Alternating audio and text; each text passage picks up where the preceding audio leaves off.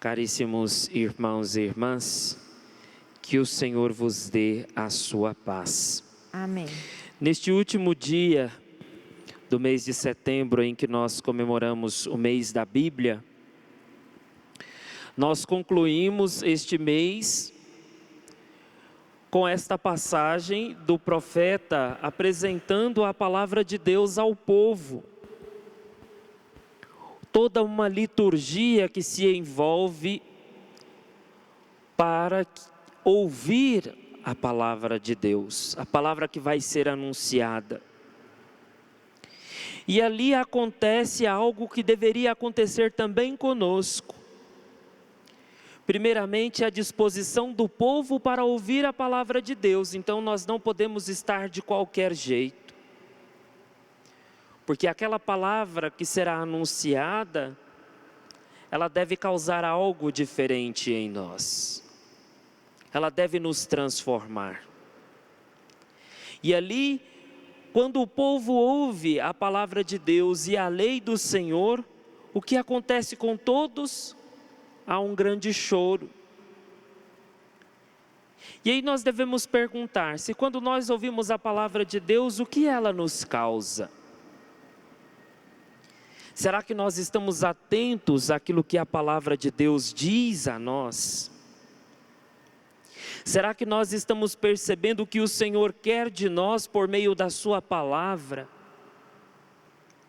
E se nós lembrarmos outras passagens em que o Senhor toca o ouvido e a língua daquele homem,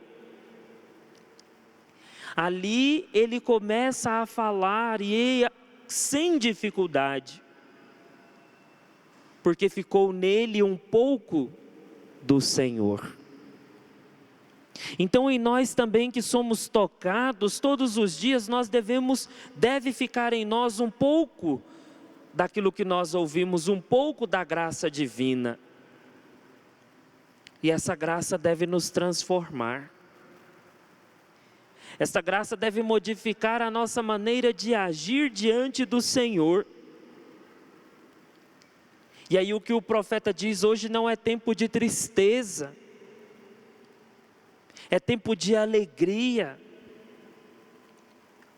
Porque hoje o povo abriu o seu coração para o Senhor. Então não podemos chorar quando deve vir a alegria. E se o nosso choro deve ser também de alegria, não de tristeza. E aí o povo é enviado para suas casas, para fazer um banquete, se deliciar com bebidas e acima de tudo, a partilha. Sinal de que aquele que ouviu a palavra de Deus não pode ter a mesma vida, uma vida egoísta, uma vida sem partilha, mas uma vida de disposição. Então, ter olhos de misericórdia,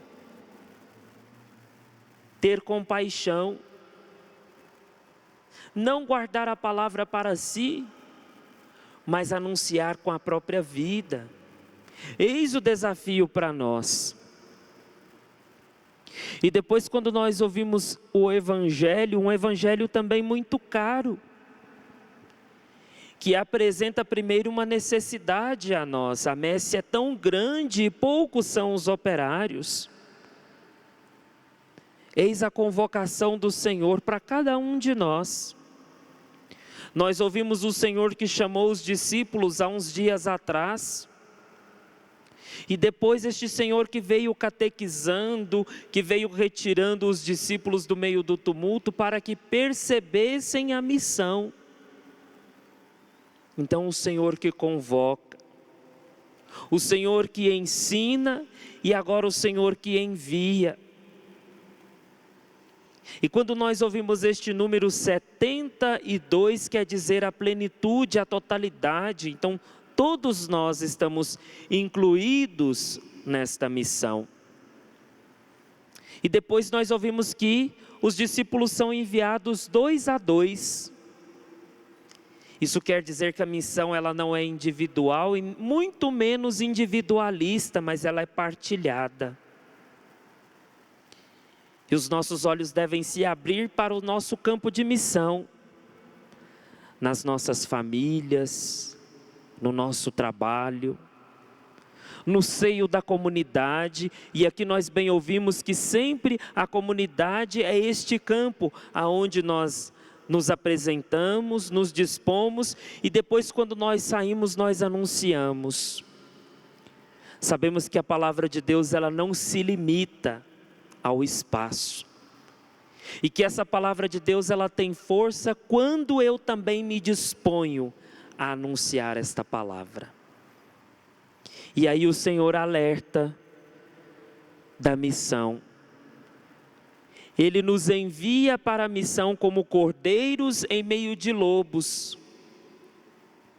Dificuldades nós vamos encontrar, porque nós somos enviados a um lugar que necessita, e ali há aqueles que vão acolher a palavra e aqueles que vão correr conosco, que não querem sair da sua vida de pecado, que não querem sair da sua vida acomodada.